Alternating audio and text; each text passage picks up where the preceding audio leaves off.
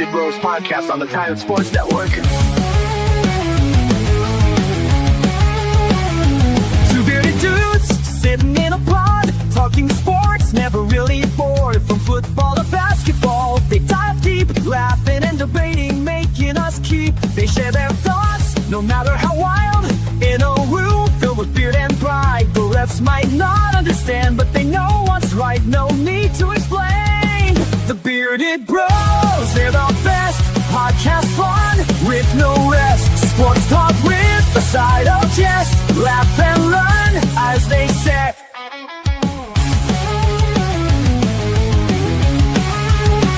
They're not afraid to disagree. In a world of sports, they'll always be free. Bearded wisdom, you can rely. In their podcast, you won't feel shy. Through wins and losses, they stay true, discussing every play through and through. Their passion for games is clear to see. In their chatter, we all agree. The Bearded Bros, they're the best podcast fun with no rest. Sports talk with a side of jest, laugh and learn as they say. They're not just talk, they act too, making jokes, giving us a clue. The Bearded Bros, they're the crew, podcast fun till the very end, you knew.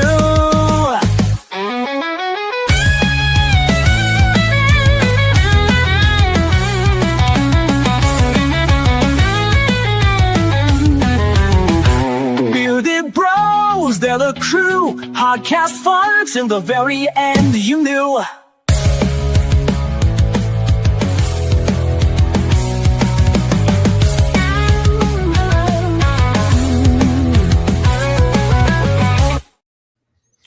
What's up, everybody? What's going on, Dustin? What's going on, man? How are you? Good. Well, Sunday, we're back. Of course, I'm Derek. This is Dustin. Bearded Bros podcast once again. Good show lined up tonight. We got a lot going on. It's always good when we have a guest. Tell me what we got going on today. Well, we got a special guest with us. Super excited to talk with him. And, of course, we had a sort of big weekend, but, of course, we have our poll. As always, every Sunday we do a poll of some kind. So Derek came out with a unique poll that I think is a very good one to talk about. Then we're going to talk some of the UFC results from last night.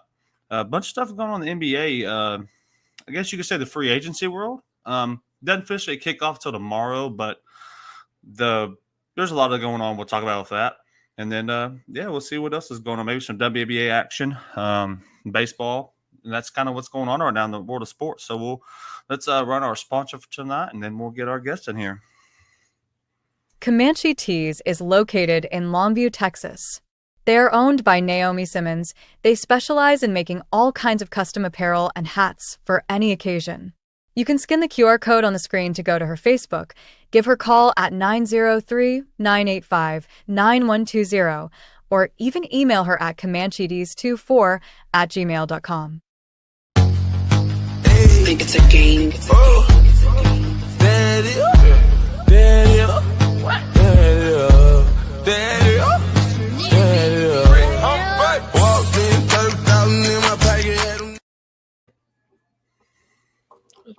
How's it going, Mr. Jackson? I'm doing great. How y'all doing? We're blessed. Well, we appreciate you coming on here and talking with us and giving us some of your time this evening. Thank you for having me. I appreciate it. Thank you. Well, let's just kind of go down memory lane. Kind of where did you play sports in high school? I'm assuming you played sports in high school. Yeah, I played football and basketball, but it was mainly football. Gloucester High School in Gloucester, Virginia, not too far from Hampton, where I'm at right now. Ended up blowing my knee out my senior year of high school in the first game of the season. So, put me behind. But I knew I wanted to still go and, play college football. So I went and had the surgery, rehabbed, and, had an opportunity to go ahead and walk on at Liberty University in Lynchburg, Virginia, Christian University. Nice. So went there and was able to be a corner, won a conference championship and eventually that's what ended up once I finished there with my undergrad in education and then my master's in counseling, got into coaching. Now, what did you always want to be a coach? I mean, was that kind of? I mean, playing, you obviously kind of want to go to the league. That's everybody's dream. But I mean, was coaching that was going to be your fallback? Well, yeah, it was either going to play or coach. Not necessarily on the college level. Figured I'd go and be a high school head coach at a Christian high school somewhere. And then I ended up running into my defensive coordinator at a camp when I was volunteering at a high school, and he said, "I didn't know you wanted to coach. Did you think about college?" And I said, "I don't even know how to start to get into college." Yeah. And with any other job, there's always who you know and who can help you. And he helped me get my first college job at the apprentice school. It's a trade school that played Division I and NAIA ball in Newport News, Virginia. He knew the head coach, and he vouched for me. And then everything took off from there. So you've kind of been straight college coach your entire career. I dabbled with high school. I did after the apprentice school. I did go to University Christian as a linebacker coach and coach special teams coordinator. That year, we ended up winning the state championship for 2A ball in Florida, and that was my first high school gig. But then I went from there and got named a head coach at Trinity Bible College out in North Dakota. Oh, wow. That's a big move. That's a big move from Florida to North Dakota. No doubt. Wow. Yes, it is. My wife at the time. That's a massive move. My wife at the time was 6 months pregnant, I believe, 7 months pregnant. We already had a 1-year-old at the time. Wow. You always, I guess me personally, I mean, you might be different, Dustin, but I don't ever think of the families when you see these coaches moving. Like, if a coach from Diana, I know you don't know where that is, but if Diana went to Gilmer, that's not a big move. Like, you could live in between them and you'd be just fine. But, like, going from Florida to North Dakota, I mean, you're literally picking up life and moving everything. No, yeah, there was a span there early in my career where I would say we would move after one season or two seasons and pick up everything and move Colorado, Missouri, Kentucky, Virginia a couple of times. And so it's part of the profession. What I will say is my wife, Tina, she is the head coach of the household. Yeah. And, so you're back to being an assistant. Yep. So Okay. as soon as I come through the door. And, how are the players on that team? They good or how do they act? Yeah, my two boys they get in line too. I got a 1-year-old and an 8-year-old, so they know know what the rules are. But before I get calls, before I jump on anything, I definitely sit down with my wife. I'm not just going to take a job without having the conversation and praying and first and foremost, giving thanks to God for every opportunity that I have, and then my wife for being beside me in this journey, because it's not easy for coaches' wives, but it's a blessing to be able to be in this profession and to see everything that we see. But then, also being that extra guidance to those young men as you're coaching them on the field too. Yeah, absolutely. Go ahead, Dustin. What led you back to Virginia and Hampton? How long have you been there for? It'll be a year and about 2 or 3 days. Before I got here, I was the head coach at Sterling College in Sterling, Kansas, the NAIA program out there. I got relieved of my duties right around the summertime. In the profession, you want to move up. You want to better yourself. I interviewed for a Division II head coaching job. At the time, I did not get it. Other things happened, and I was subsequently told not to return at the college I was the head coach at. And so it all worked out. God has a plan, and now I'm the special teams coordinator and corners coach at Hampton. What level is Hampton? FCS. Oh, it is FCS. Okay. What, as a cornerbacks coach and special teams coach, Do you look for guys that can do both, or do on like say the recruiting side of it? Are you looking for guys that strictly want to play cornerback, or are you looking for that player that's doesn't mind playing that special team? Because a lot of kids don't like playing special teams. They want to be the star corner or the star wide receiver or whatever the case may be. Yeah, first and foremost, I recruit. I look at the kickers, the long snappers, and the punters as a Oh, okay. special teams coordinator, and then I also evaluate the corners. But then you got to have guys that are versatile, especially in this day and age. And for us, we have a lot of guys that want to be on special teams, but they got to get on the bus. You can't not make the bus or be in a 2-3 deep and expect to be on the special teams. Very rarely do you have that. We'll just call a special teams ace, that he's on a 4-teamer. He's on all the special teams, but he doesn't step on offense or defense. But yeah, you want a guy that can be able to be versatile. He's good in his position, but also be able to help you out on special teams. And then if guys are trying to look to go to that next level, the more value you can play other things is the more valuable you are for them as well. Mm. Yeah, being able to play multiple positions, especially like special teams and cornerback. There's a lot of kids that want to be the star, but there's a lot of kids that just want to get on the field. Right. And special teams is that opportunity for some of those kids to get their feet wet in a sense, because even nowadays, people don't understand how special teams is a big part of the game. Yes. Even the long snapper. I was a long snapper and I hated it. But I played everything, but I was already the center, so I didn't want a deep snap too, but I was at a small school, so I didn't have a choice. So that's awesome that those kids that are willing to want to do that commit to that and like want to be good at just those positions, whether it's a kicker, long snapper, or even just the protectors. That's pretty awesome. So kind of how was your first year in Hampton? It was great. We had the number one secondary in the conference, number 11 secondary in the nation. Kickoff wise, special teams wise, we were ranked number 15 in the nation in kickoff coverage. We had the number one overall defense in our conference. We're in the CAA, the Colonial Athletic Conference. That has William & Mary, that has Villanova. Rhode Island has a lot of the big dogs in there. We were number one defense, number one secondary. So it was a great year.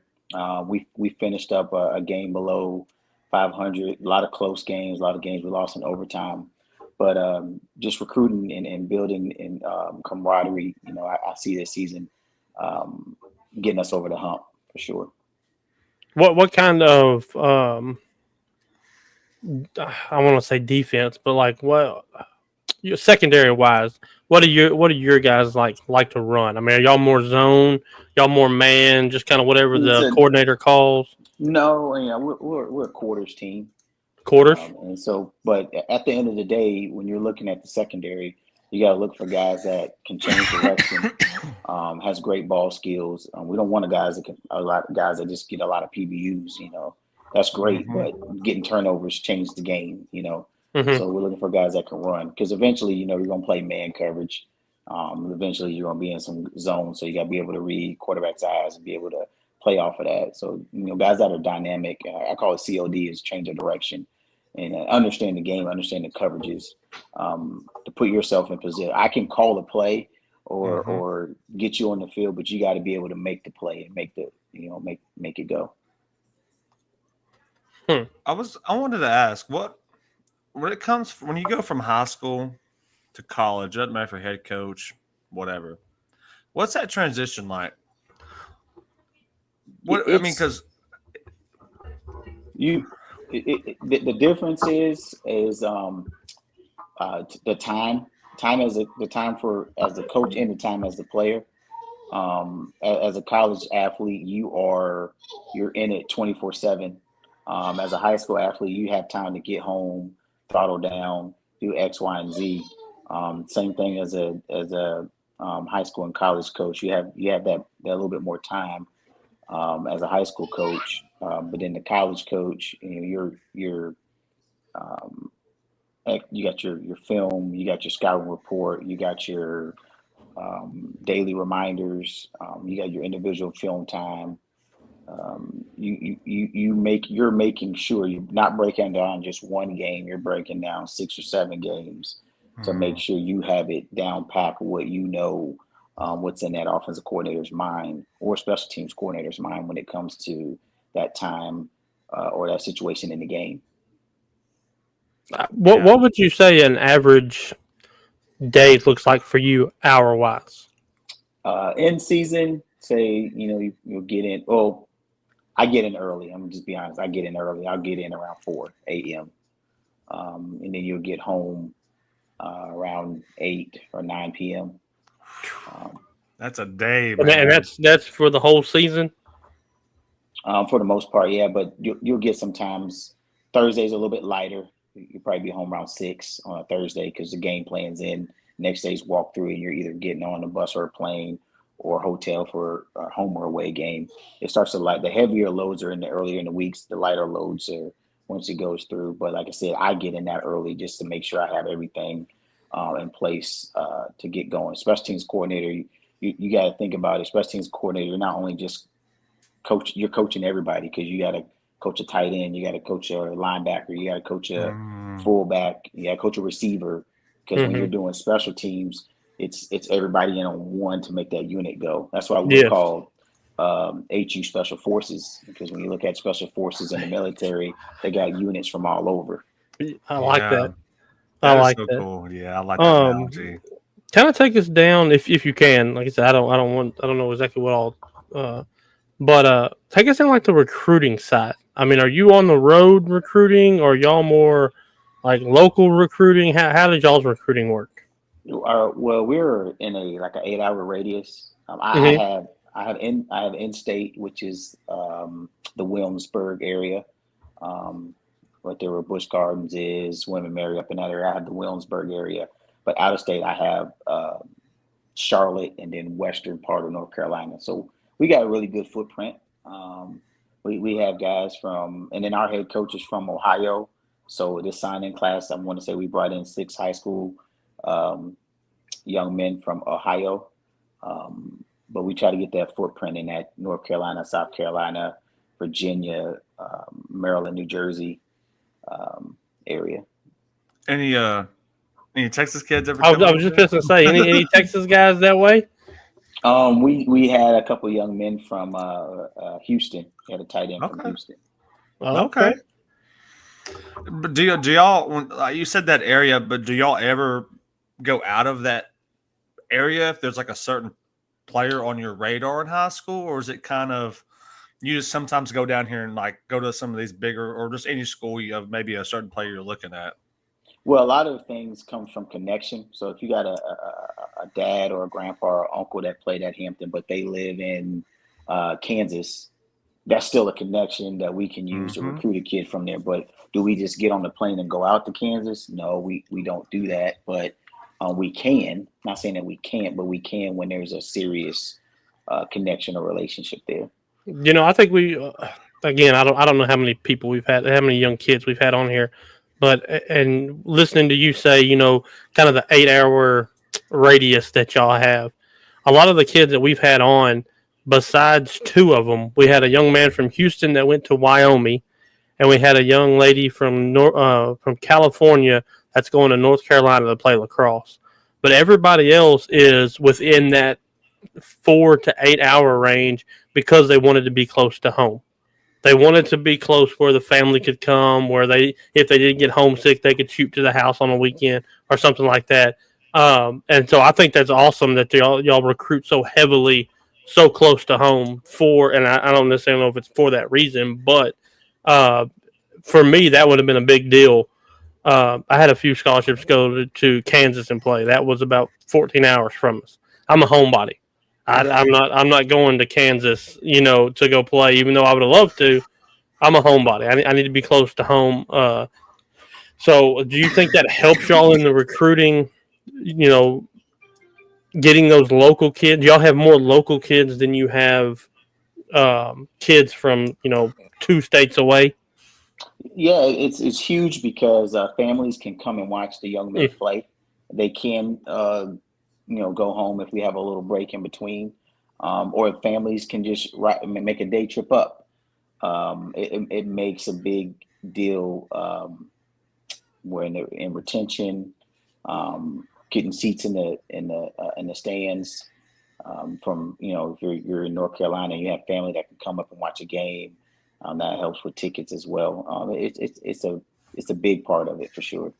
Is Not the there only part, but it's a big part. is there a transfer portal in the FCS as well? Yeah, yes, there is. There's okay. I didn't know if that was a thing in the FCS as well. Is it as big as it is in? It is okay. I figured if it was, it would be, because that seems like that's the crave right now. I mean, everybody wants to get in the portal. They don't want to beat that one guy in front of them. They'd rather enter a portal with 2,000 other people and try to get another scholarship to go be third string at a different school. It blows my mind. The whole portal thing is so out there. Yeah, go ahead. That's what I was going to ask. It's changed the game. For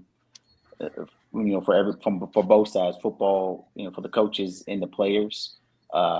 We've lost guys in the portal, but we've also gained guys in the portal. If you lose a 3-year starter in the portal, it's hard to replace him with a true freshman. You want to try to get a 3-year starter yourself.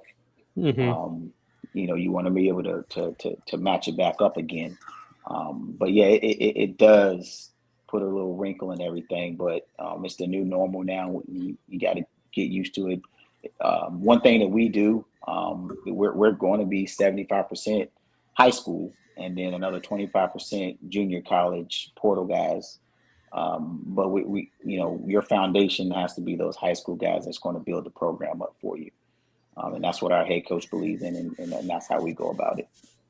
I wanted to ask something about recruiting, because I feel like this is something that's like we've talked with other kids we've had on here, young kids, about.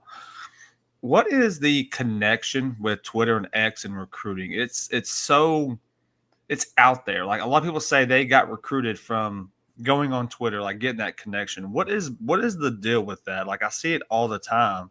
Is that something that coaches are heavily on, looking at like people's film that they put on Twitter? Because it seems like it's a thing, and I didn't realize how big that was. Yeah, and it also depends on the level.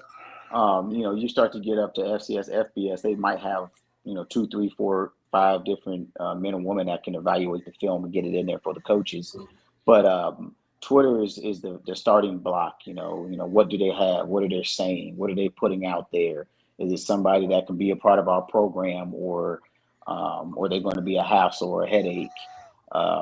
So that's the foundation. That's why we always tell the young athletes to put their name, their contact, their NCAA number, their film, everything on there. So now we're not guessing. It's all up there at the same time, and we can, begin that process. You got to think also, I've been on all levels. I've been on the Division III level. I've been on the Division II level. I've been on the NAI level. A lot of times those coaches can't go to those states or those cities or the areas. So they're going to be heavily more on the X, Twitter to recruit student athletes. Okay. Yeah, I was always wondering kind of what was the big deal about it, because we've had a lot of people say, yeah, I got looked at mostly from doing their work on Twitter, which is, I think it commends the kids that like maybe aren't getting looked at heavily just playing. They're actually putting the work themselves into going online and really getting their film, all their information out, and that's how they eventually get reached, and that's how they go to some of these colleges. And I think it's another platform, another way to get to college for sports. If maybe you're not that big star quarterback or whatever it is that you're already getting looked at from any college. So I think that's an awesome platform to also get looked at on, be able to go to the next level and play sports.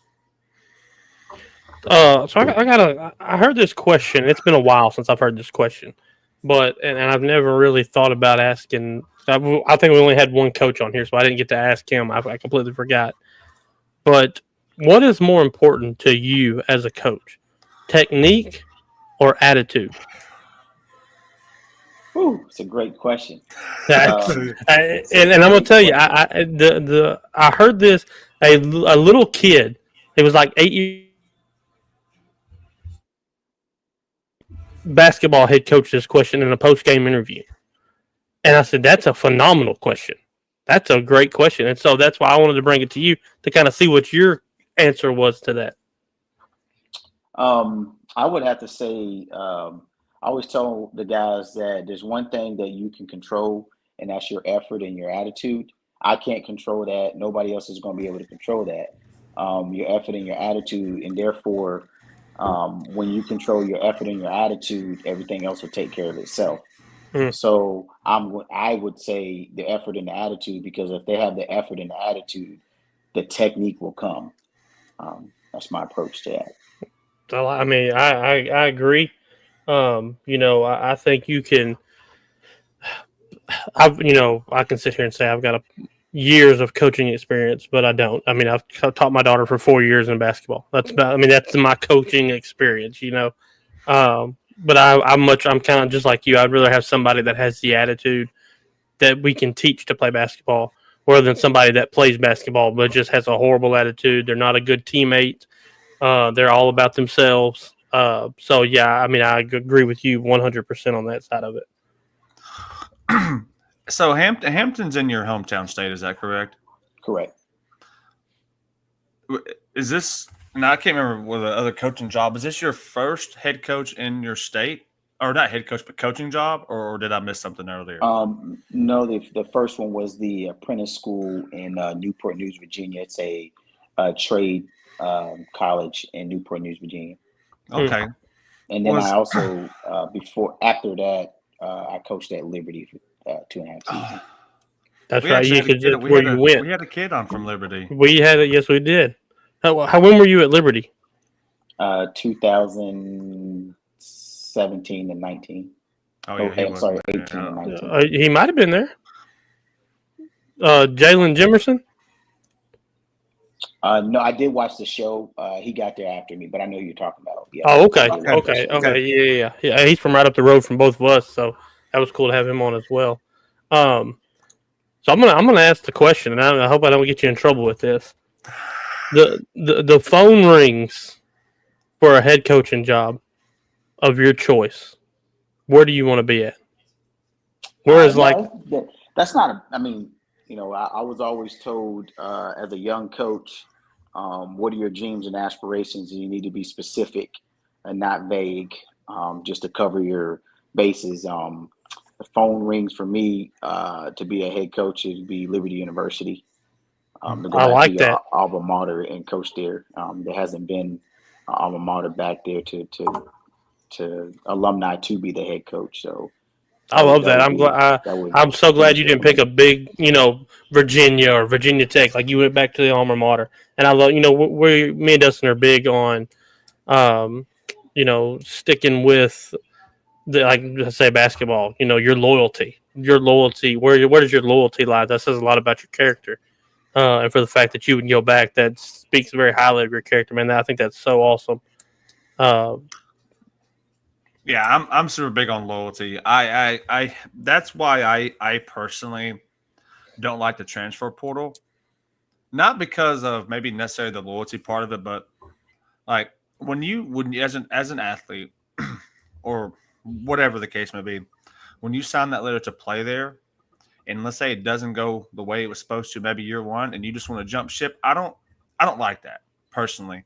Like I feel like it's hard to build a dynasty or a team when you have a bunch of jumping around going on. Kind of like you said, a 3-year starter being replaced by a freshman, it's hard to almost build upon what's already been there. Then you got to like almost restart.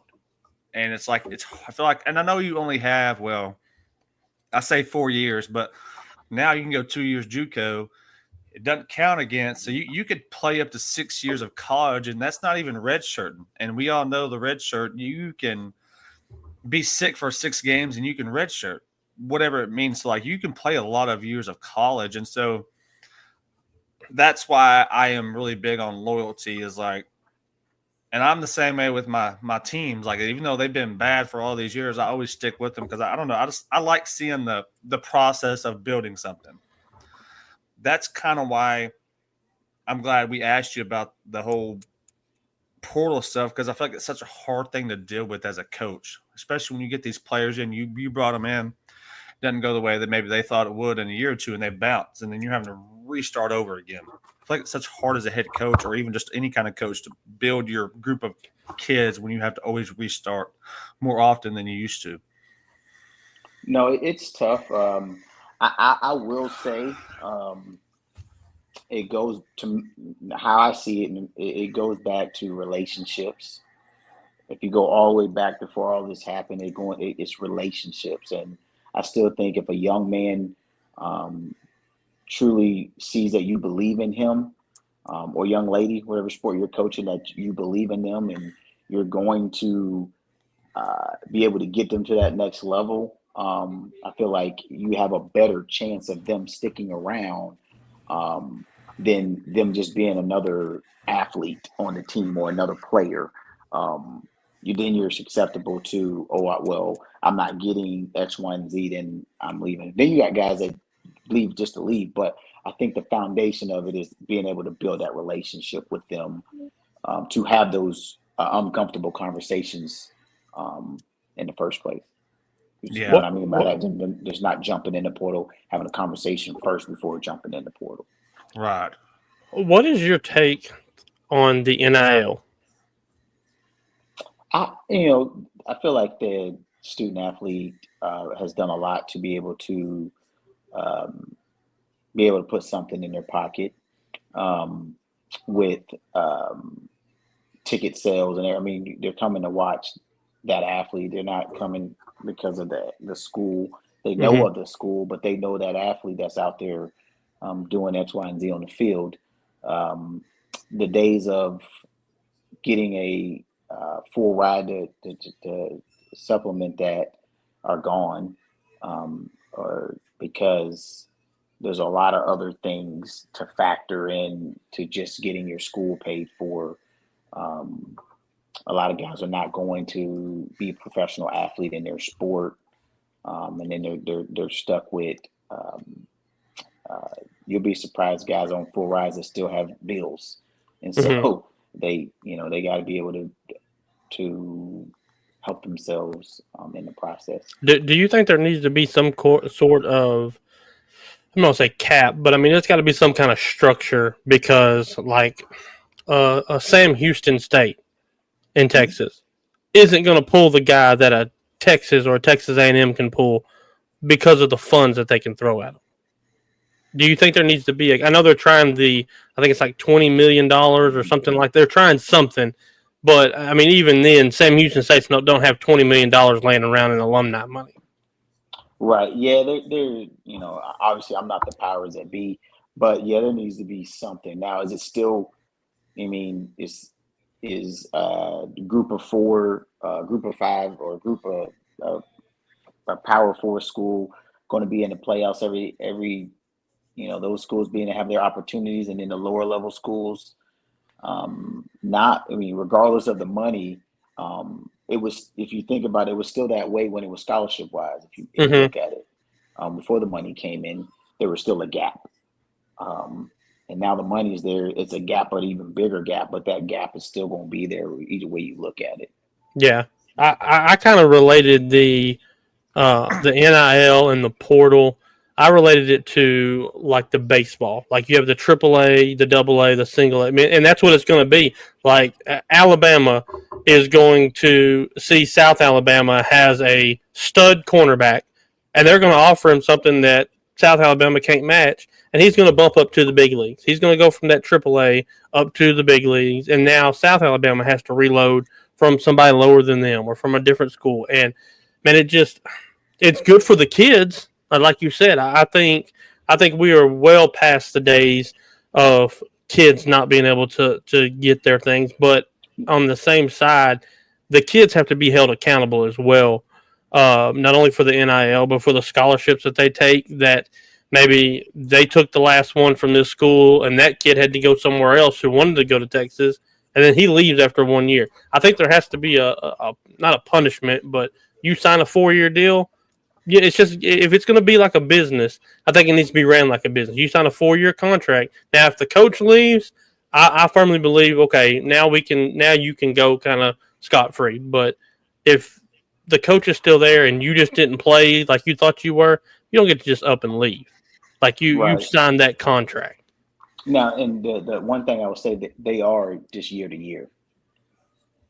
Oh, the scholarships Yeah, are. yeah, they're Really? just yeah. I They're did not year. know that. I didn't know that either. I thought when you signed, it was like for that tenure.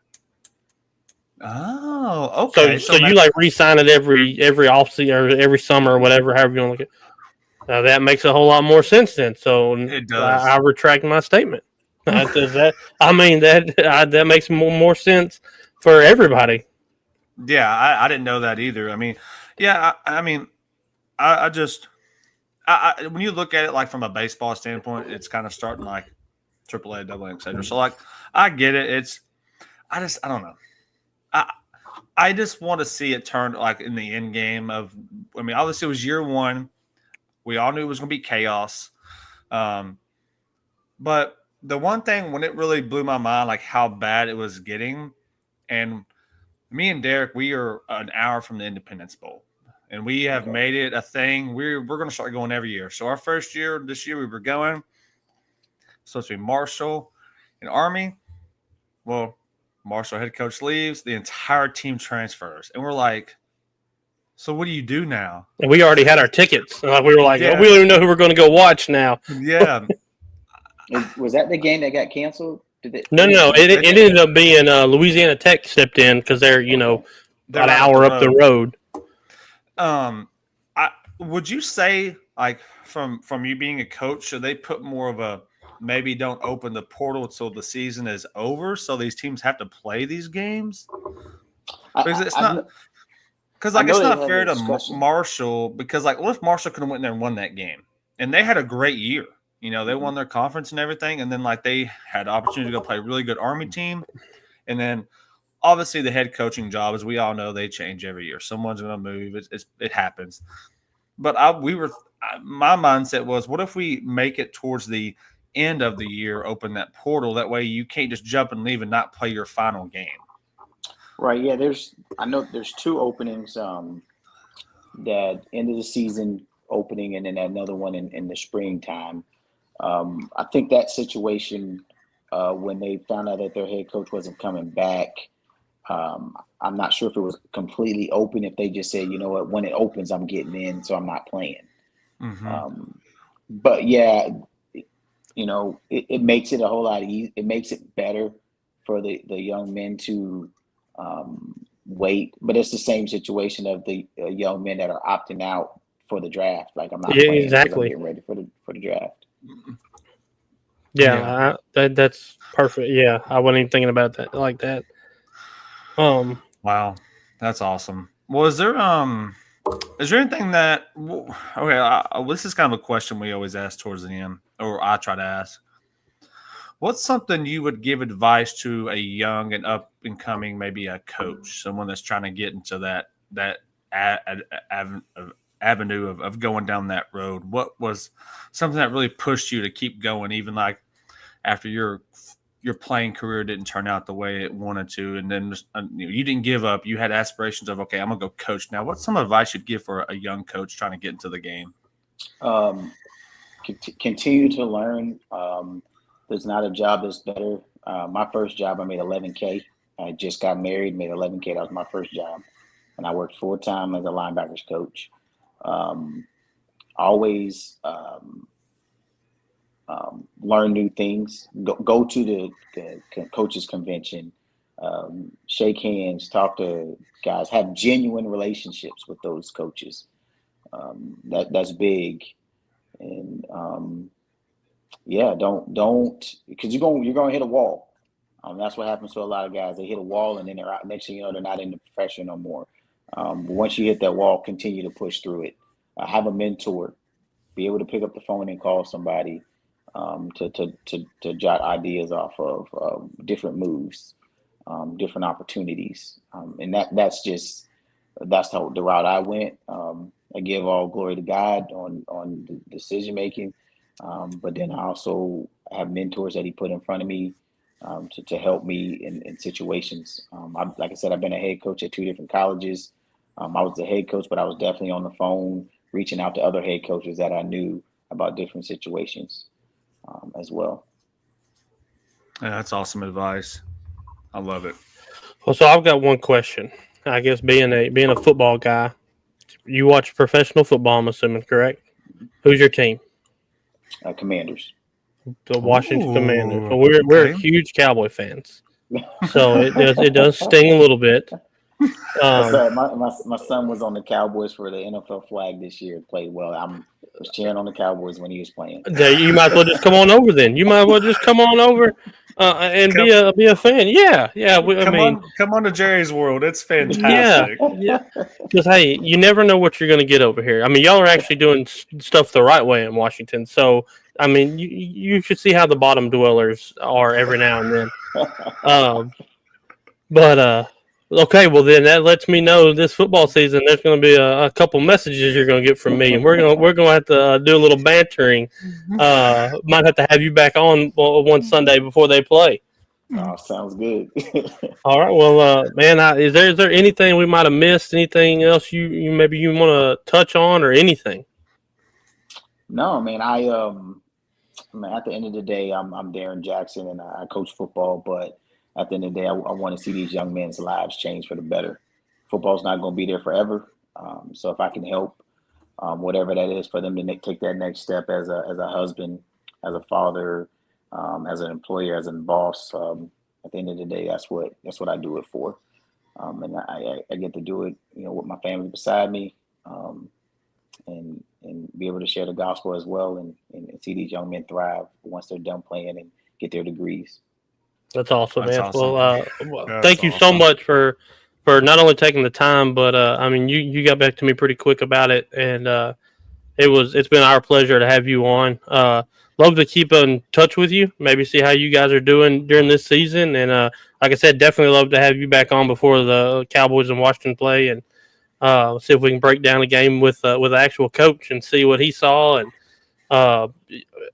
if it's like the rest of last year and the year before, y'all's cornerbacks are going to look real good. They're going to look really good against Dak. A lot of people don't know this, but we actually are Cowboy fans. Even though we talk bad about them all the time, we actually are Cowboy fans. So, but yeah, I mean, I'll definitely keep in contact with you, and we'll try to set something else up with you. No, that was great. Thank you. I really appreciate y'all for having me. Absolutely, man. Appreciate Yes, you. sir. All right, was cool. That's awesome. I love the coaches, man. it's a whole different perspective. Yeah, and again, we learned something new about the whole. Evan, y'all gonna be mad at Jaden. We're gonna be more mad at Dak. I guarantee it. 100%. 100%. It's cool to find out something new from a coach. Like the whole when you sign, it's a 4-year thing. Oh yeah, no idea. I had no idea. Oh my God, not this person again. Well, first of all, can I say something real quick, Derek? Yeah. Oh, I was going to comment on that. University Galaxy. It's Michael Jordan, okay? Yeah. Like, if his fans are bad, then the whole NBA fans are bad, because you can say whatever you want about everybody, but Michael Jordan's the best to ever do it. Okay. All right, so go to somebody else and get on somebody else's show, but you're not coming on here, buddy. Sorry. Anyways, but yeah, that was cool. Well, man, let's get this poll going, man. This is a good poll. Derek is the brains of the poll, and this is a unique poll. It's a player poll, but it's a different type of player poll. So with that being said, I'm gonna throw it up here. And the poll is, if NIL was around the whole time, who would have had the biggest NIL value? And here's the players we've came up with. I mean, first of all, this is a heck of a 7-group player. That's a heck of a list, is it not? I mean, this is a list. I'm going to be completely honest with you. I was absolutely shocked that Vince had 0 votes. And I'm a Texas guy, and I'll say I didn't vote for him. But but let me tell you something. Vince Young had the best 2 bowl games back to back, I think, in the history of college football. He had the Rose Bowl versus Michigan, where he accounted for like 500 yards. Then the very next year, he had the national championship in the Rose Bowl again. versus USC, where he had 400 and something yards. I mean, he was unbelievable. And for him to have 0 votes, that kind of blew my mind a little bit. But so I'll kind of start at the bottom and go up. Vince had 0 votes. He had 0% of the votes. LT had 1% of the votes. Johnny had 6% of the votes. Tebow and Bo Jackson tied with 12%.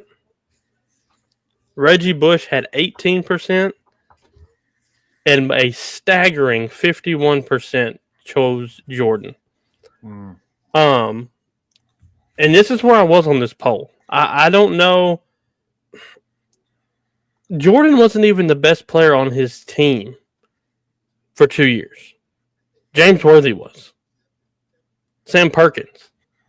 So I don't know if people were looking at this and thinking NBA Jordan, like NBA. I mean, but that's I was kind of coming at this thinking branding wise, like who could invest into one of these guys. Yeah, we know Nike invested in Jordan and they make $1 billion a year off his shoes. Then they re-release the same shoes 20 years later and they make $1.6 billion off of them. So I mean, it's mind-boggling. But for me, I picked Tim Tebow. Okay, and I'm going to tell you why I picked Tim Tebow. I told you there was a number, right? Mm-hmm. Jordan stayed 3 years. That game winner as a freshman, but I put him up there. Yeah, I agree. I mean, because if you watch that game winner as a freshman, he knew he was shooting. As soon as that ball hit his hands, he knew he was shooting. The play was for Jordan. I mean, there's no doubt about that. But this is my factor for doing Tebow. In 2012, do you remember Tebow had the eye black on? Mm-hmm. The John 3:16? Mm-hmm. Okay. Do you know how many people searched what John 3:16 meant during the first half of that game? Oh my God. I mean, I don't have a number, but man, I mean, during that time too, social media wasn't as big just in general. Like everything wasn't where it is now, but I'm going to say millions at least just because of why is he wearing 316? What 90 million. Holy crap. 90 million. And I'm going to go ahead and tell you, that wasn't 90 million Christians. Because John 3:16 is a staple in the Christian community. They know what that verse is. Yep. So they didn't have to look that up. These are 90 million non-Christians that were. So you're telling me that guy wouldn't have had an NIL deal out of this world? Would he have taken the money? I think he would have taken the money, but he would have done something with it. I mean, I don't think he personally would have pocketed it, but he would have done something with it. I mean, I'll say that, Derek, knowing Tim Tebow and how he is and how just he is in the Christian community, he would have done something with that money, and probably 95% of it, if not 100%, he would have given it to something. Right. He would have gave back 100% of that because that's who he was. But it's been a lot of money. Right. Okay, so 90 million searched it during a playoff game in 2012. He was in the NFL at this time. Okay? In 2009, during the national championship, do you know how many people searched that? In the first half alone. 94 million people. Oh my God. 94 million people. Wow. So you're telling me that guy isn't marketable? I mean, he would have been on everything. He would have been on pizza boxes. He would have been on Wheatie boxes. I mean, he would have been on everything. Wow. Especially in the state of Florida. Oh, yeah. He could have ran for governor in 2009 in the state of Florida and won it. I'm just saying. I'm just saying.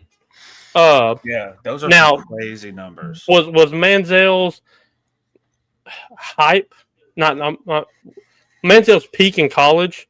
There's no telling that dude could have made $1 billion. I'll just be honest. He was in. He was in another atmosphere as far as college athletes. Yeah, and by the way, I picked Manziel. I know it's probably surprising. I'm a Texas kid, Longhorn kid, but when at his peak, I think he could have made. He could. I mean, especially in Texas. I mean, in A&M, he was the god. Oh my goodness! When he beat Alabama in Alabama, dude, he could have bought a jetliner and flew back home if he wanted to immediately. I mean, he was. Hey, you think I'm kidding? Johnny Manziel, and I know I shouldn't say this, but I'm going to say it, and it's nothing bad. But Johnny Manziel could have been the face of any beer or liquor company during that time. Oh, for sure. Like literally, like on logos, like the sponsors he would have had, which would have generated a lot of money, which he could have got of his own, and not just that, the jersey sales, ticket sales. I mean, A&M games are already packed, but people were coming from everywhere to watch that kid. Like, yes, play the game of football because of how spectacular he was. And A&M hadn't really seen that in like a while. Probably ever. I mean, I can't think of ever. I mean, Derek, you're the A&M guy. He's got to be the biggest A&M guy ever to play the game. For sure. There were some good ones. Like, I mean, you had like Jaworski Lane. Jaworski Lane was great. Like, but Money Manziel. That was something. I remember, like, whenever he did something spectacular and he did that, you saw the whole crowd doing it. This was a movement for A&M, for Johnny Manziel. The money, like, it was insane. And I mean, this whole group is I mean, any of them could have got plenty of NIL value, could have been the top. But I just think what Johnny Manziel did, I don't have numbers to support anything like you did. I don't. But I could only imagine what he could have made in college during his tenure at A&M. I bet it would have been more than what he made in the NFL. Oh, I guarantee he made more in college than he made in the NFL. Well, he did make money, but it was illegal. Ricky and Baker could. I mean, Baker too. I mean, Baker was good. I mean, Ricky Williams. I mean, there's so many players that had value. Kyler Murray could have snuck on. I mean, especially coming out of high school, being a he never lost a high school game. He was a 4-time 6A state championship. What about other basketball players? Jordan is kind of on an island. I mean, Carmelo, just right off the top of my head, Carmelo. You could put Anthony Davis up there. KD could have made a killing at Texas. Michael Beasley could have made a killing in Kansas State. Greg Oden. I know he didn't pan out in there, but I mean, he was big in Ohio State. There's no telling what the Florida championship back-to-back teams could have made. Joakim Noah, Corey Brewer. You want me to tell you who would have made a killing? You want me to tell you who would have made a killing? Trae Young at Oklahoma. Oh my Lord, he was the best. He would have made a killing at OU. Grant Fab Five, yeah. I mean, yeah, you want to go back then. I'm sure Shaq could have made a killing at LSU. I mean, I'm sure he did make a killing at LSU, but off the record. We don't know nothing, by the way. We do not know if these people made money. We're just saying. We know. Kemba Walker's run, especially through the Big East and into the NCAA tournament. Yeah, I mean, there's a plethora of players from, I mean, all kinds of sports. I mean, that could have made a lot of money in college. I mean, outside of your main sports, but look how it is in like softball, like that picture from Tech. Phi Slamma Jamma at Houston. Yeah, these are. I mean, you're not wrong, Evan. I mean, you are hitting the nail on the head. I mean, but I just don't. So the Fab Five. I mean, they would have had to have done something together, right? I mean, they would have had to have done some kind of. I don't think Chris Webber by himself. He would have made a little money, but he wouldn't have been up at the top ever. Now the 5-5 together or 5 Slamma Jamma together, yeah, for sure. Larry Johnson at UNLV. I mean, you know what I'm saying? Like Wilt and Bill Walton at UCLA with John Wooden. They would have made some money. 20 straight championships or whatever it was that they won. Yeah, I mean, the plethora of players that could have got paid. I mean, let me ask y'all this question. And this Mike Vick.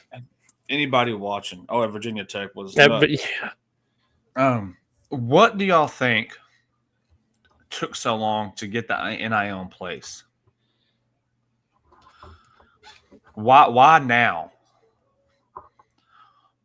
I mean, why do we pay them now? Like, Larry and Magic, yeah. Oh, like, Larry. What kind of NIL deal would Larry look like at Sycamore State or Indiana State, wherever he was at? I mean, get a tractor named after him. The Larry 3500. Hey, combine. I like it. But why now? Control. I agree. I agree. I think they. But I feel like kind of like what Coach was just saying. The money's always been there, but why now? Why? Like, I mean, I get the control part, but like let's just say 10 years ago. I'm not even talking about and going that far back. Just 10 years ago, in the mid 2000s, the beginning of a new decade. Why now? Why is it now that they're deciding, hey, these players deserve to get compensated for playing the sport because they do have bills. They do have to take care of their body to be able to play. Let me tell you why. This is my personal opinion. They made it. I think it's always happened, but I think they got tired of the Alabama and the Georgia and the bigger schools like that winning all the time. So they said, you know what? Let's just make everybody knowledgeable of being paid. And now you see Ohio State spending some money. Now you see Michigan spending some money. Now you see A&M spending the money. Now you see all these people are spending the money. And we went from Alabama winning every back-to-back every 3 years and Georgia winning back-to-back to now we've had 2 Big Ten winners in the last 2 years, Michigan and Ohio State. Yeah. Right? I mean, and this next year, I wouldn't be surprised if Penn State didn't win it all. I think they've got the best defense. They've got the best running game. They've got a top quarterback. I don't know what their receivers look like, but could it be 3 years in a row of Big Ten titles? I don't know. But in the same sense, that doesn't necessarily always mean. I think it thins everybody out, and so you don't have like the NBA where you've got 4 all-star, $50 million players on one team, just like that Bryce Underwood. He went from LSU, where he wasn't going to start. He got paid $10 million. He went to Michigan. Now he's going to start. So he's going to make his $10 million from Dave Portnoy plus. They don't have Arch. You know something else that's happening more now too, outside of the NIL, more now is sponsorships. Like brand name people coming in paying these college athletes. So not only are they getting paid from the school now, they're getting paid by these and Arch Manning is another one. He's sponsored by Red Bull. Can you imagine what he's making outside of college? And he's just now going to be a starter. Like, I love it. Like, I'm not against it. I'm happy the kids are finally getting compensated for coming in and playing such a tough they're all tough sports in college. Like, you got to prove yourself. It's a prove yourself league to make it to the big leagues. That's the game, the name of the game. Come in, try to prove yourself that you're a player that can play at the next level, whether it's basketball, football, soft. I mean, it doesn't matter what sport it is because again, we have a softball professional league now. There's only a handful of teams, but again, we have those avenues now. Cooper Flag had a New Balance deal all season, but Duke is a Nike school. Yeah. So I mean, that's what I'm saying. I'm going to tell you my whole problem with it was, and I said it when Coach Jackson was on. I don't like that there's so much imbalance in it because Texas State, if Texas State came to you and said, hey, Dustin, we're going to give you $2 million to be third string. Texas came to you and said, hey, Dustin, we're going to give you $6 million to be fifth string. One, Texas is your favorite school. Two, they're offering you more money, even though you're further down on the bench. You're going to go to Texas. You're going to go to Texas. I wouldn't. Really wouldn't. What? Me. But that's me. That's your school, though. I mean, that's like, what are you going to do? Go to Texas State for 3 years and transfer? No. Like, see, like, the money is great, but like for me, it's the game I love more. It's about the game. That's another thing. There's a problem. People chase the money, and this is college or professional. It's a money chasing thing sometimes, and not a love for the game thing. I'm gonna be completely honest with you. I would sit the bench. I would be the 10th person on the bench of the NBA for $400,000 a year. No, I would. I'm just saying, like, I personally, I almost like ended up. You almost went to Texas Tech, Evan. I want to play the game. The money, like, I don't need $6 million to sit the bench. But if you give me $2 million and I have an opportunity to compete for a position, even though it's not my Texas Longhorns, I'm in Texas. I'll be a little. Well, I'm like, I'm not necessarily closer to home, but I have that opportunity to play the game. Like, I'm not going there for the money. What'd you play, Evan? Game. Evan said he almost went to Texas Tech. I bet it was basketball. I feel like he's a basketball guy. Like, he was a baller. Tennis. No, I'm kidding. Yeah, where I fit in. Oh yeah, I want to play college. I mean, you want to play, but I mean, you think about these kids are 18, 19 years old, 17, 18, 19, and all they're thinking about right now is the money wise. And so that's the problem. I knew it was basketball. What years? I'm curious about this now. I did not know Evan almost went to Tech to play basketball. I didn't. Would have been the last year of Bobby. Wow. Oh, nice. That's awesome. Nice. I didn't know that, but I had a feeling when he was talking about it, I was like, he's gotta be a baller. You would have played with a guy. Well, would have. He lost a scholarship, but he's from Pittsburgh. His name was Marvin Porter. Bobby came and watched him 2005. But he graduated in 2004, so he would have been there. He was from Pittsburgh. Bobby came to watch him play in Pittsburgh when I was at Spring Hill, and we played him in 2004, and we beat him in a locked gym. But they were 200 people over capacity in the gym. They were number 3 in the state. It was a crazy. Yeah, it was nuts, dude. It was nuts. Well, Derek, great poll, man.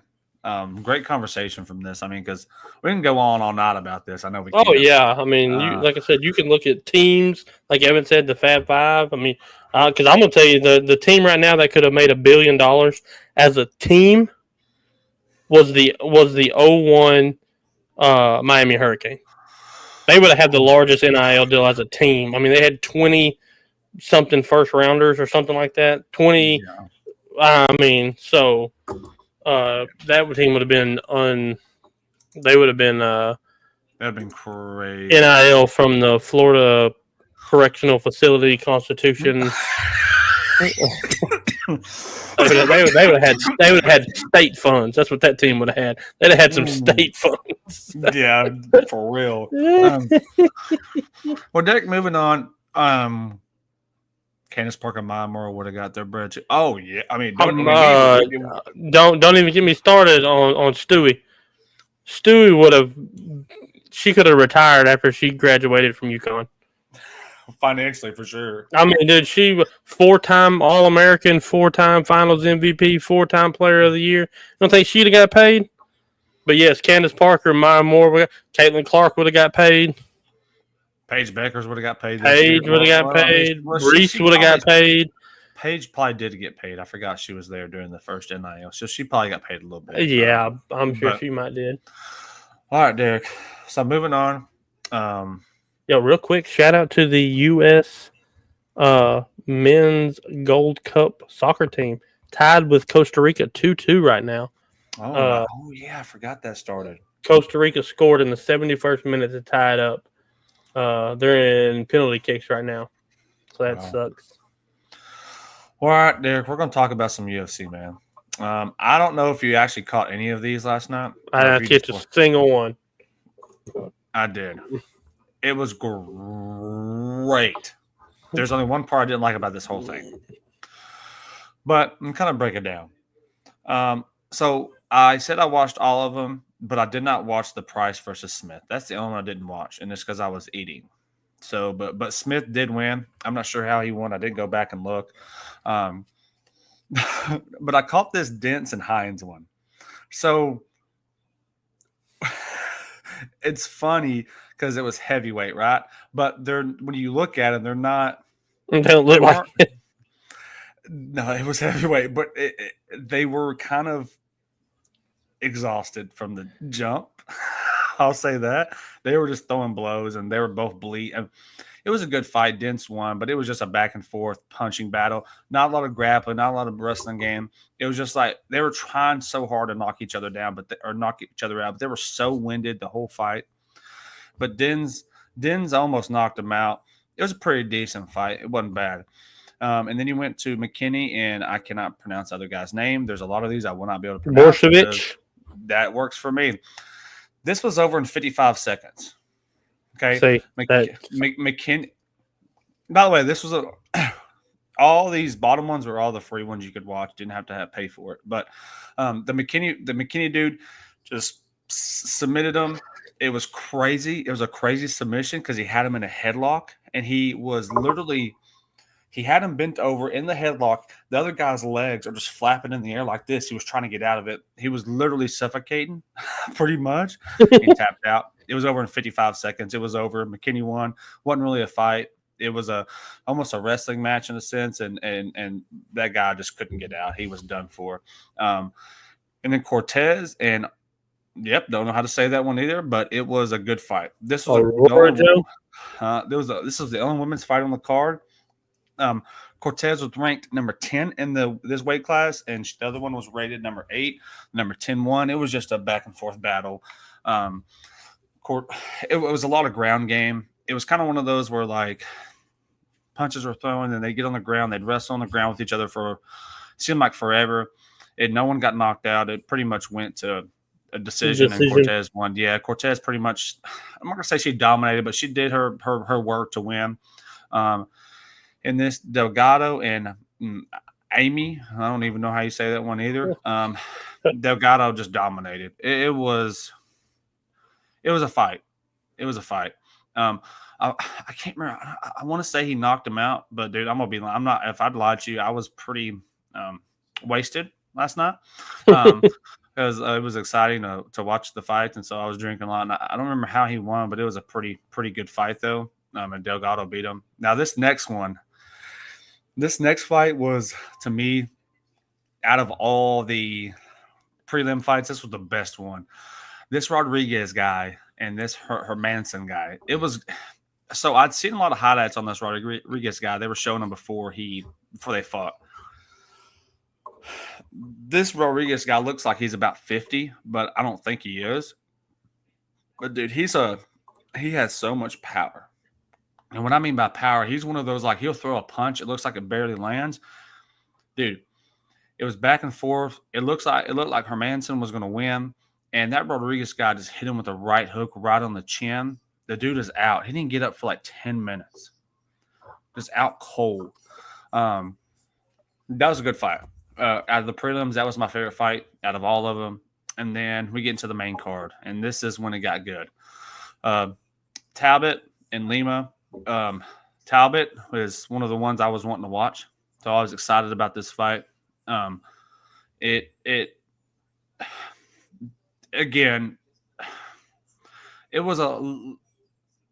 was trying to wrestle. You could tell he was trying to hit the ground game going for him, and every time he had him on the ropes, Talbot got out. His defensive ground game, his defensive game was insane in this, and then it went to decision. Talbot won. Great fight though. I picked him to win. He's obviously from the U.S. He's actually from Las Vegas, and that's where the fight was. So that was a good fight.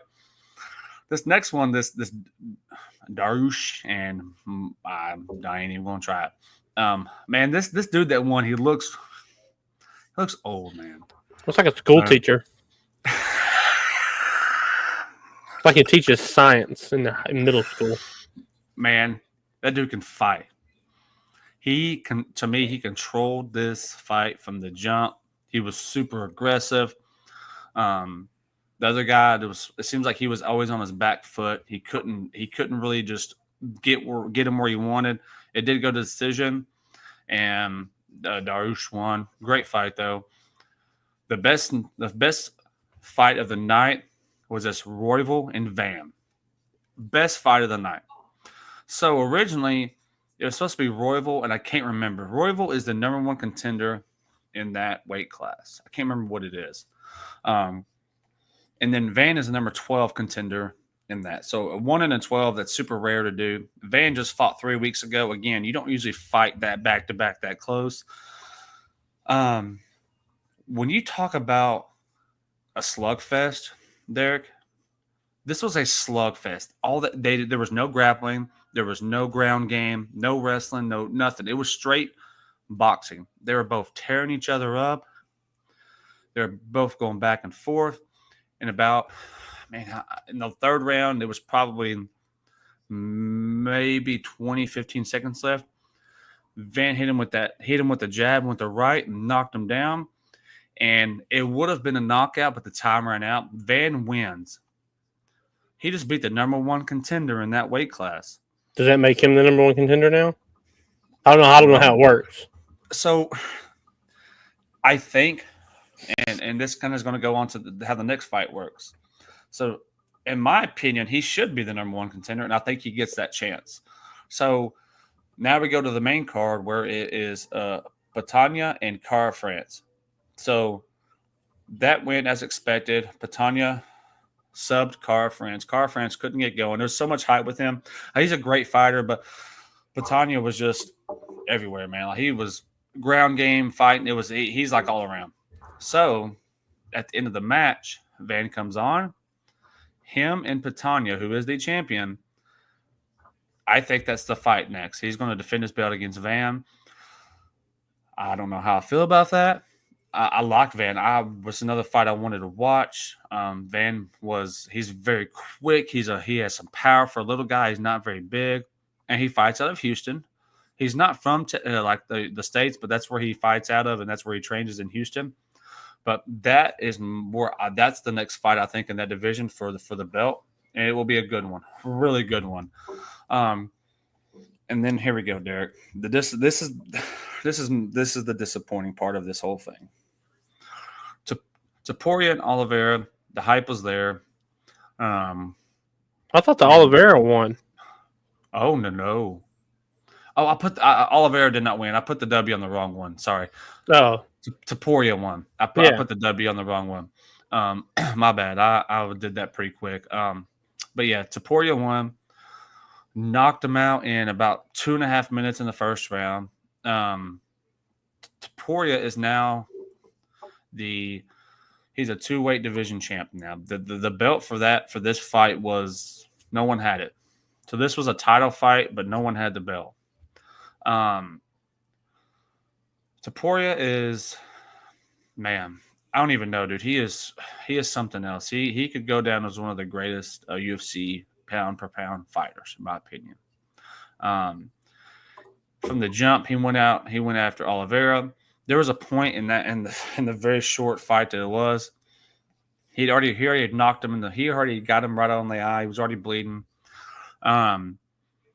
Oliveira was on the ground, literally on the ground, his knees up, just sitting there, and Topuria was just looking at him. He wasn't moving. It's like he didn't want to get up.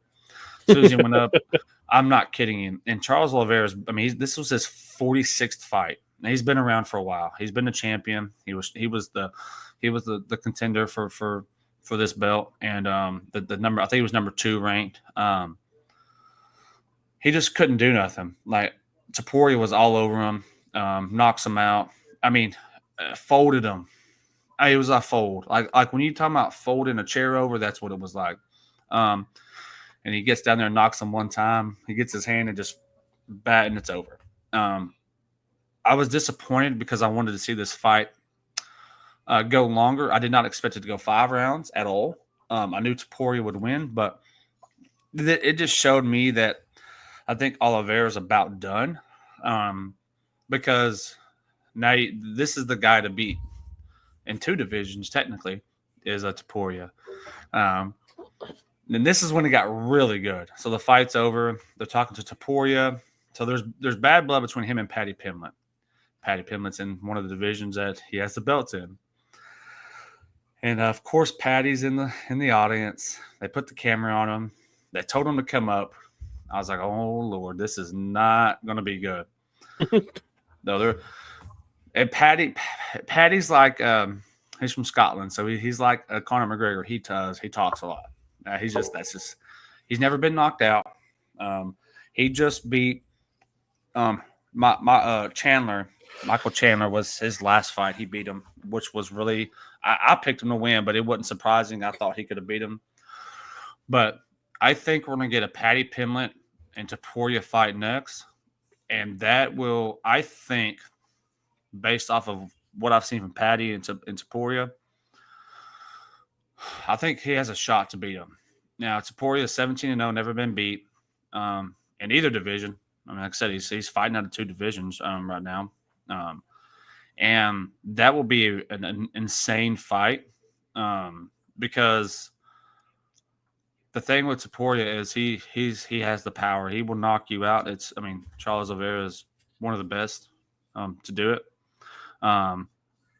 And I think that's a fight we get. Now, when it's going to be a while, but I hope that's the fight we get from this.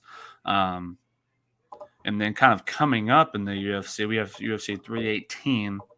The main card is Max Holloway and Dustin Poirier, round 3. And this is the retirement fight for Poirier. He is out of Louisiana. And he has a chance to go out as a champion if he wants. There will be a title fight. It is on July 19th, which, technically is, I guess, 2 weeks away-ish. We'll be 2 weeks away next week, or this coming weekend, so that's right on time. That'd be a good fight. Again, it's a retirement fight for Dustin Poirier. He's been through it. He's been a champion. That's going to be a good fight. But man, I'm telling you, Derek, I'm not telling you to buy a pay-per-view, but like this coming up weekend will be another good weekend to watch some fights. The main card is Lewis and Teixeira. That's going to be a good main card for the fight night weekend. That's coming up weekend. Man, I'm telling you, Derek, you need to check one out.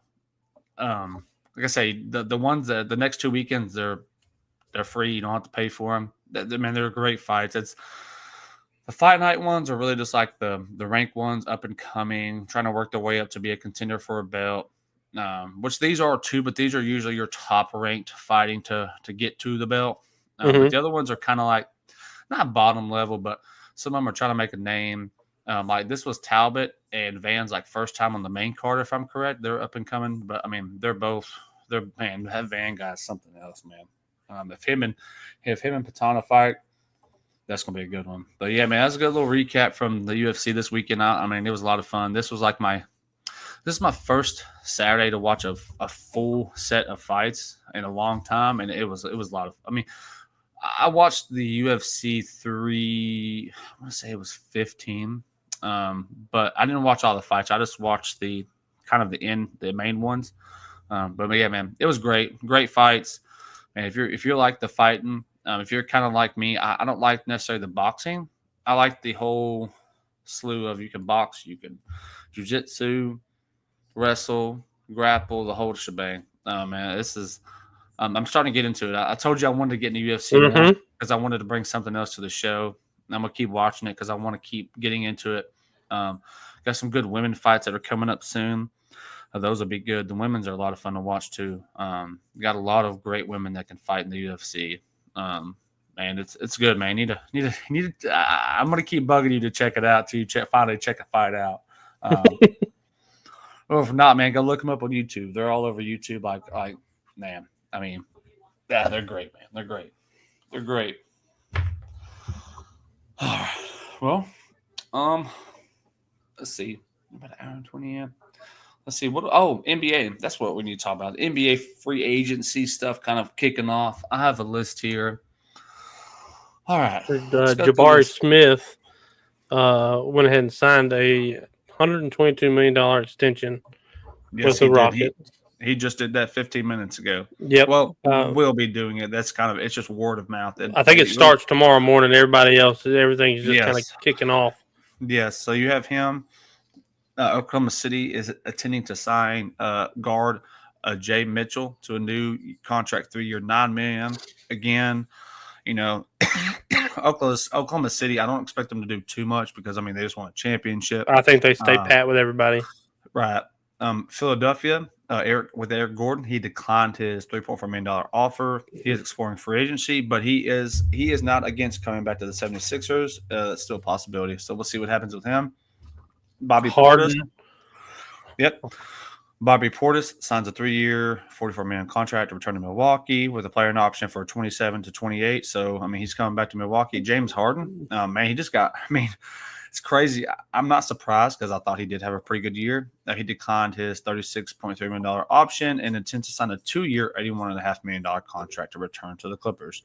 He had a great year. He earned himself another $4 or $5 million of declining that. I don't know if that helps them. It could hurt them because James Harden is getting older, and you don't really you're giving him more money and not kind of keep more money to explore other avenues. I thought he was going to leave. Well, maybe him and Kawhi are just working. They worked this year. They were the 5th seed. According to what I read, they didn't expect to be the 5th seed. I don't know why, but we'll see what happens with them. Philadelphia guard Lonnie Walker, ex-Spur, is declining his team option. That will make him a free agent. So we'll see what happens with him. He actually was overseas, I think, part of last year. Then Philadelphia signed him, and they signed him because they had nobody because everybody was hurt. So we'll see what happens with Lonnie Walker. The Jazz, interesting trade here. Trading Colin Sexton and a 2020 second-round pick to the Charlotte Hornets for center Yusuf Nurkic. It's a great trade. I don't really know why you make that trade because you have Lauri Markkanen and you have Kessler. So is there something going on there we don't know about? I don't know. Because I understand the trading of Colin Sexton because of what you just done in the draft. But for me, it's the Yusuf Nurkic because he's going to want to play, right? Yeah. Is he going to start over Markkanen or Kessler? I don't know. So I don't really know that. I don't know if he's coming in for a backup role or if they're planning to move either one of those guys. See what happened. Miami guard Duncan Robinson will decline his $20 million early termination option, become a free agent. It says he is working with the team on either a long-term contract to return or to move elsewhere. What does Miami do? Do they offer him or do they let him walk? I think you let him walk. That's kind of what I'm thinking. For a couple of years, he was a sniper. That was what he was. He was just a shooter. Kind of fallen off the last couple of years as well. So see what happens with that. That's interesting. He can go to a team and be a shooter, but you're not going to get much else from him. Julius Randle is signing a new 3-year, $100 million deal to stay with Minnesota. Minnesota is keeping that core of obviously Anthony Edwards, Gobert. Gobert, Jesus Christ. I can't believe he's still there. That's just insane. But yeah, he's returning to Minnesota. It's huge for Minnesota. He was their second best player, in my opinion, especially in the playoffs. So he got a pretty good deal with them. 76ers forward Kelly Oubre Jr. is picking up an $8.4 million option for this next season. And let's see. Lakers forward Dorian Finney-Smith is declining his option, play a $15.4 million option for this upcoming season and will enter free agency. Sounds like they are not it says that he's pursuing other avenues as well, but is also not against coming back to the Lakers. So my guess is he wanting more? I don't know. It's actually there's no way it's going to be more. You would come back for less, right? The Lakers aren't going to pay him more to come back unless there's their last option. I don't know. Yeah, I seen a move on a Spurs page that they're talking about giving up Keldon Johnson and Blake Wesley, a 2029 first round top 4 protected a 2032 first round pick swap and 2 future seconds to Brooklyn for Cameron Johnson. Hmm. And I love that. I've been seeing a lot with Cameron Johnson. 18 and 5 and 4 on 90% from the line, on 47% from the field. Yeah, I like him. Good 3-and-D player, very lanky, another shooter around Wemby. You don't give up Barnes, you don't give up Vassell, you don't give up Castle, Fox, or and then I've been seeing a bunch of Al Horford to San Antonio. I don't know if you've caught any of those. I haven't not seen that at all. I mean, I'm not against it. I mean, I know he's older, but I mean, another veteran.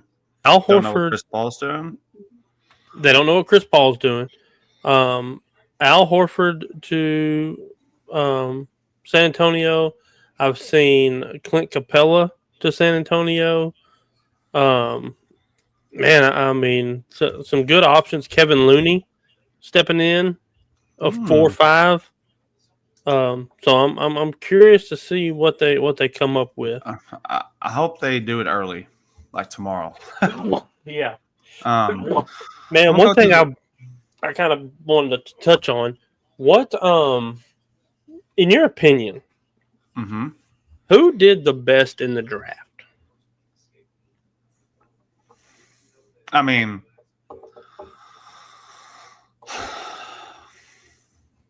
I have a couple teams that I think I would give an AA plus to. I think San Antonio did phenomenal. I like what they got. And obviously, by the way, I want to say this live. I had no clue that Dylan Harper's dad was Ron Harper. No idea. So that's pretty cool. That, I knew we were going to get him. But as crazy as this sounds, Derek, I'm just as happy about the 14th pick as well. 100% on that. I 100% agree. And I follow a lot of Spurs pages on Facebook, like multiple, and everyone is so upset about the pick. But people, you've got to understand, yes, offensively, he didn't score a lot. We don't need him to score. He is a phenomenal defender. He can defend the 1 through the 4, okay? And he can shoot the 3 ball good. That's something else they need. They need a 3-and-D guy, a.k.a. Almost like a Kawhi Leonard. Kawhi Leonard wasn't even a 3-and-D. He was more of just a really good wing player that was a great defender. So the Carter Bryant pick is perfect. Like, this is going to be – that's good for them. They got them another defender who is – his game is defending good players, if not your best player. Like, he can go and pick up the best player if he wants to. I'm not saying he's going to do that next year, but I'm talking about in his peak prime. I think that's what we get from him. Yes, a Bruce Bowen. Exactly. Like, he's going to be your 3-and-D. Like, he's going to be a great defender.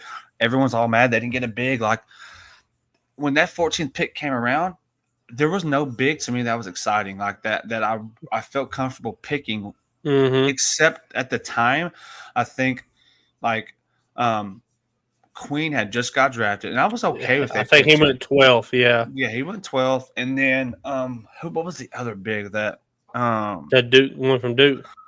The one from Duke. So when they got picked, I was like, okay, they're going to go someone defensively minded, and as they should have, because again, there's plenty of bigs we can grab in free agency. So I'm glad they went that route. I think Utah did great too. That was mine. That was for me. Outside of San Antonio, they've got. If Bailey gets out of his own way, I think he's a steal at 5 for Utah. Now they've got Bailey and Larkinen, and to me, they got the best point guard in the draft in Walter Clayton Jr. Out of Florida. I mean, he player of the year, finals MVP. I mean, he did it all. 6'2", 200 pounds, can get up the floor, can run the point. And he's clutch. Yes, 100%. He's a clutch player. Like, so and for me, the absolute worst in the whole draft. I already know who you're going to pick. I hope it's the same one as me. Go for it. Brooklyn Nets. What were they doing? You have 4 picks in the first round, and you get people that I have never even heard of. You get a guard from BYU who you could have had Queen because you need somebody for size. You could have had the center from Duke because you need somebody for size. You could have had Bryant. You could have had Walter Clayton because your guards are abysmal right now. I mean, I know you got Cam Johnson or Cam. Hang on, let me make sure.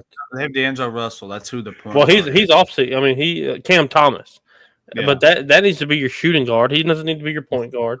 Right. Then they get a dude from France, which was stupid again. Then they get a dude from Israel. Then they get the Danny Wolf from Michigan, who that's their big man. They take him at 27. I think that was their best pick. I mean, honestly, Out of the 4, yeah.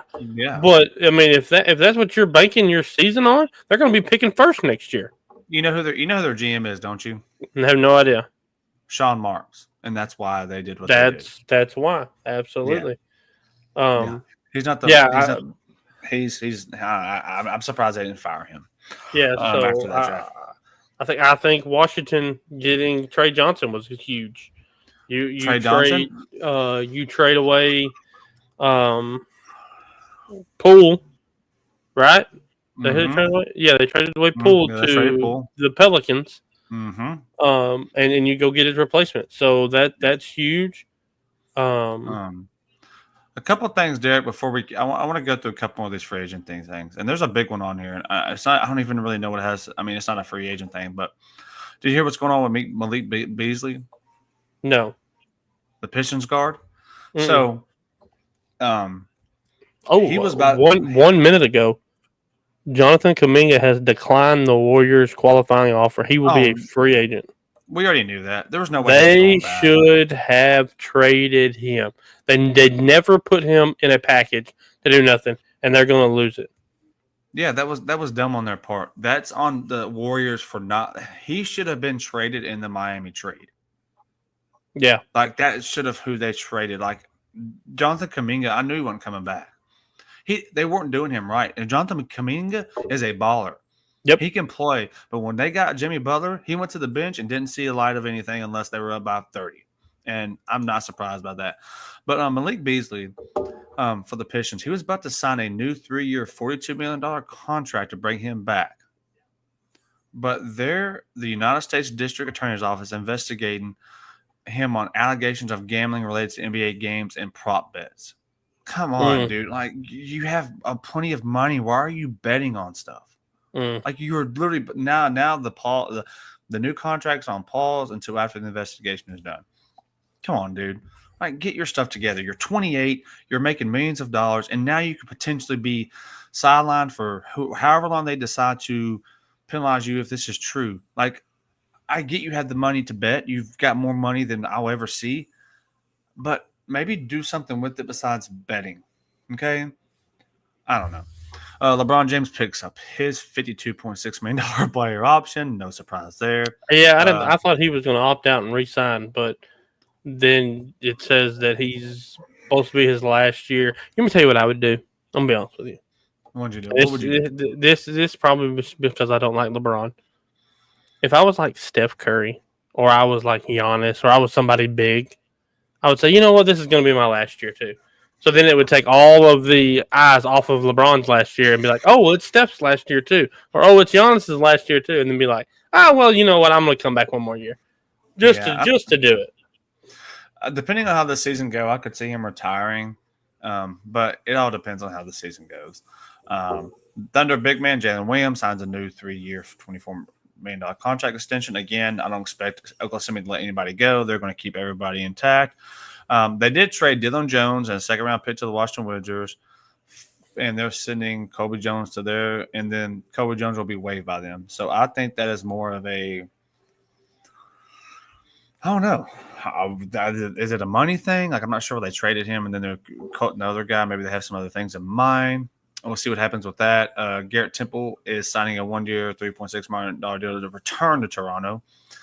So I mean, he's just a really good three-point shooter for them. He's at the back of his career, so that's not surprising. Nicholas Batum, the old Nicholas Batum, who is still finding his way to play the game and not break a knee every time he steps on the court, Yeah. and can still shoot the ball, is declining his $4.9 million offer to come back.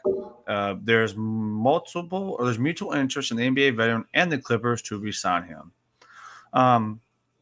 Free agent guard Sam Merrill intends to sign a 4-year, $38 million contract to stay with Cleveland.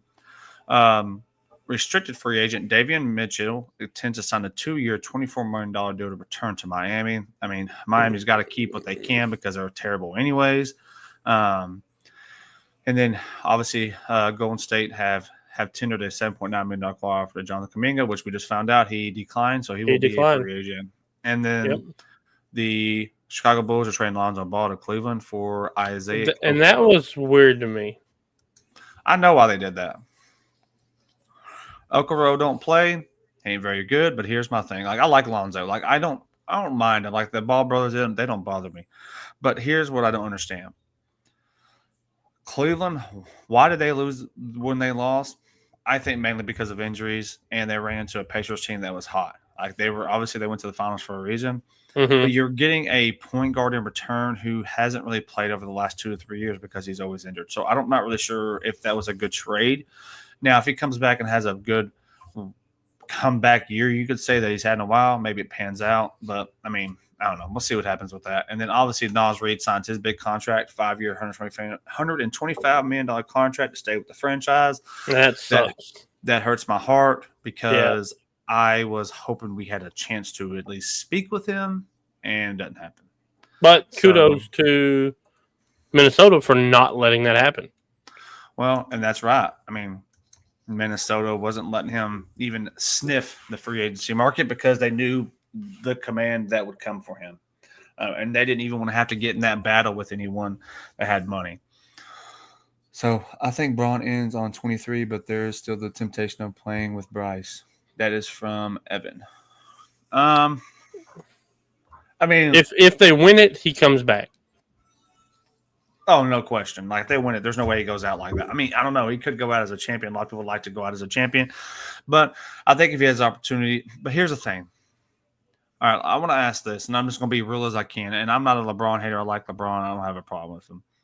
But if he finds his way on the Lakers, I mean, come on. What are we doing with the league? Who finds their way? Bryce, his other son.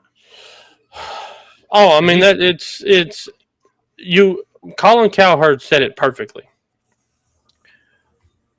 Bronny James is not an NBA player. But we have to accept that because we don't want to upset the king. I mean, now Bryce is good. Don't get me wrong, and he'll be a freshman this year at Arizona. We're going to see how good he is. Bronny was good in high school. I mean, he had some 20-point games. Then he went and averaged 4 points a game. So I mean, I think Bryce is going to be. I think Bryce is going to be the real deal. But let me tell you what's going to overshadow him this year. Like, where he might have a good year, but. It's the Boozer twins and Duke. They're going to overshadow anybody. Oh, but Bryce isn't even nowhere near the Boozer twins. No, they're not. They're not. I'm just saying, like I think Bryce is really good. I think he'll have a good year. And Evan said they're not winning it. # hot take.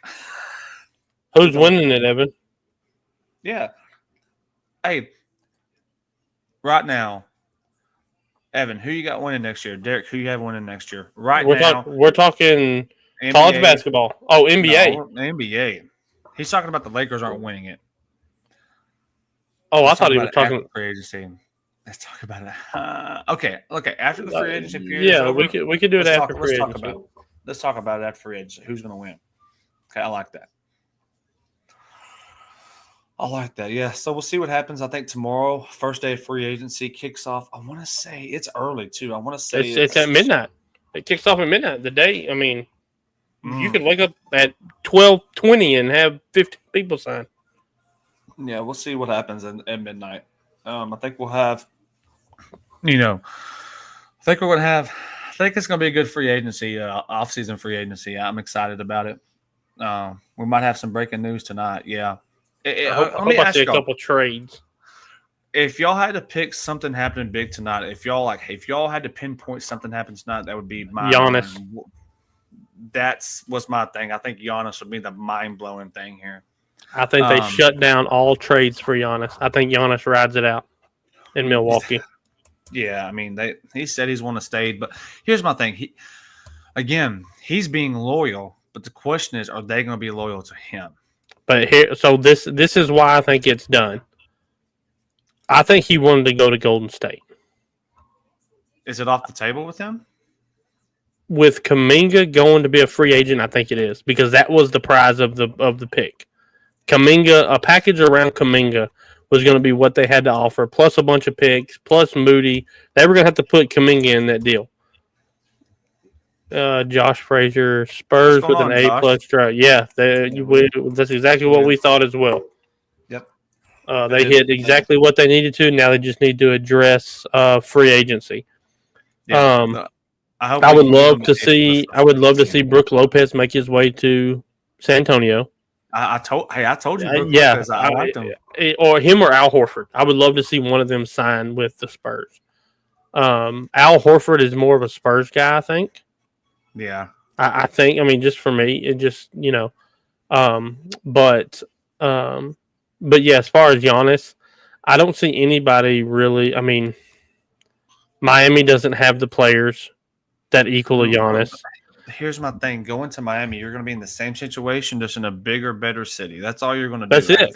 That's it. So I don't really. But he don't have control. I think you could. Could he persuade Chris Paul to come to? Because he needs a point guard, right? Dame's out all year. You know how I think Milwaukee is going to pursue, and I think everyone's going to pursue Drew Holiday if he gets bought out. Yeah, if he gets bought out, which I mean, he may stay in Portland. I just don't see it. Like I would tell them they don't even have to buy me out. Just release me. Give me $2 and let me go. Give me a bottle of water and let me go on my way. Yeah, because I think Drew Holiday is still a good enough player, and he's going to want to compete for another championship. Well, it's not going to be in Portland. I think we can all agree it's not going to be in Portland. I'm not saying he would compete in Milwaukee, but he gives them a better shot. He has some offensive game. Obviously, the defense is going to be big for them with bringing him in, and you're not having Dame Lillard. So, I mean, I think that's a person to really look out for is Drew Holiday and getting bought out and or released. The more I think about it, there are two teams that I think can make a run at Giannis.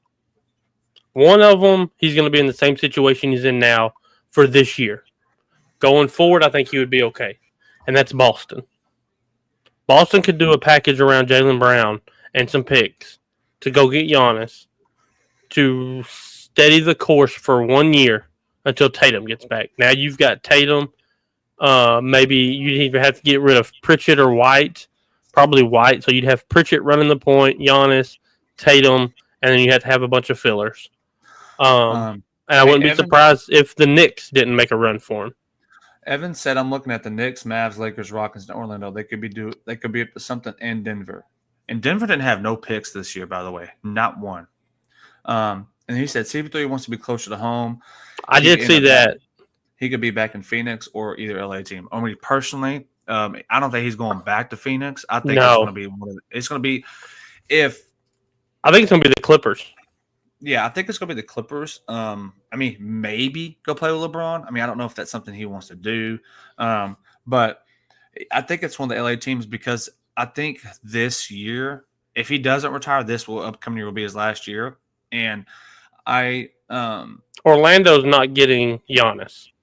Well, he was just saying those teams are just expect some moves, making. That's what I was saying. Because if they're looking for picks from Orlando, they're not going to start picking until 2065 because they gave up all their picks for Desmond Bane.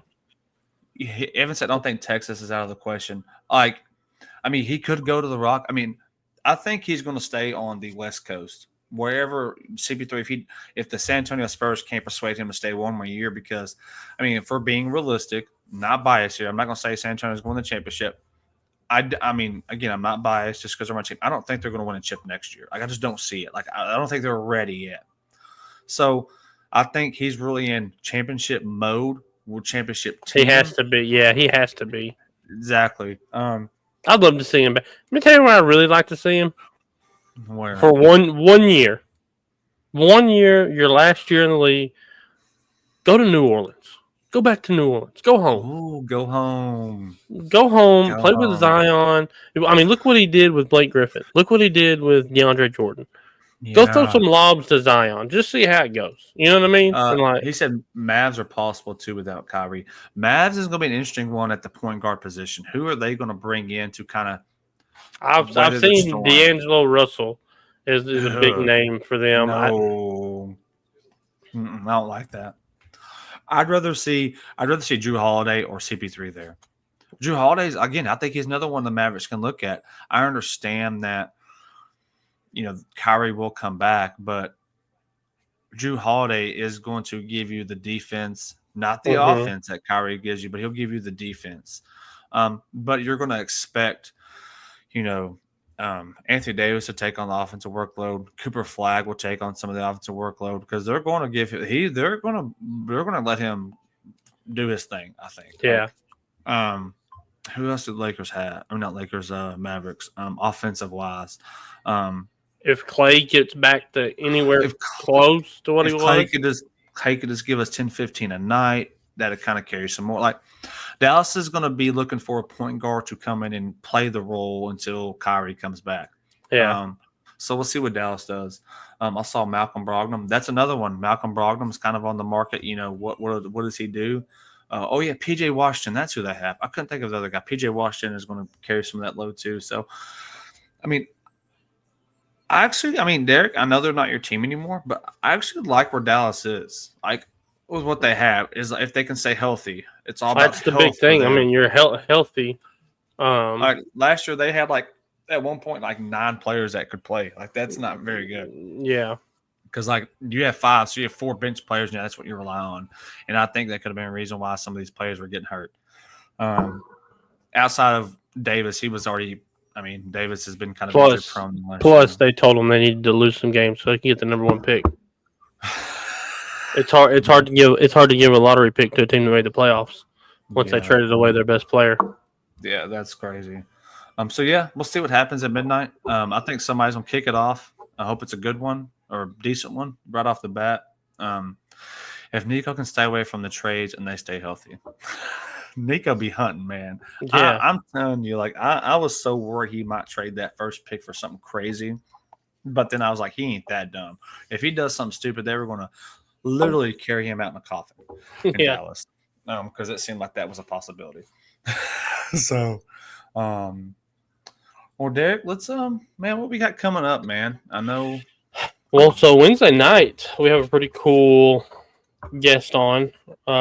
We have the starting pitcher for the University of New Mexico softball. McKenna Guest is her name. She's not right up the road. She's about an hour and a half away from us from Pearland, Texas. Little bitty school. So, kudos to her for getting a big time scholarship out of a little school, like that. It's on one road. I know exactly where. It's just on one dead-gum road. Bro, you blink, you miss it. Literally. Yes. So shout out to her for that. We got a bunch of other things kind of cooking. Just kind of waiting for confirmation on a bunch of it. Still working on the University of Southern Texas volleyball, or Texas Southern volleyball. I'm sorry, Texas Southern. Their head coach. I spoke with her. She's down for coming on. Just got to figure out a time for that. I don't know if you saw this or not. Keemon Freeman. Do you know who that is? It doesn't ring a bell. I don't. Okay. He graduated from Linden Kildare.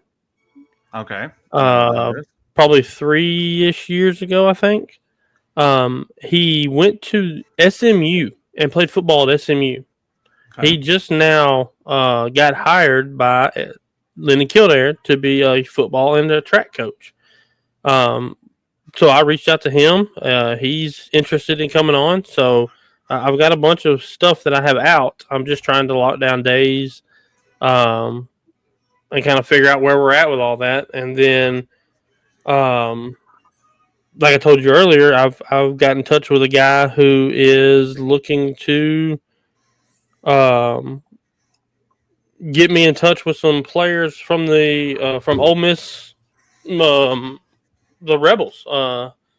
So I'm excited to see kind of where that goes, and hopefully get an in with the University of Ole Miss, and maybe have quite a few players on from there if we can swing it somehow. Yeah, that's awesome, Derek. I got a couple. I went on a limb. I already told you this, but I hadn't said nothing live. But I want to say it. So after the draft the other night, I reached out to Dylan Harper.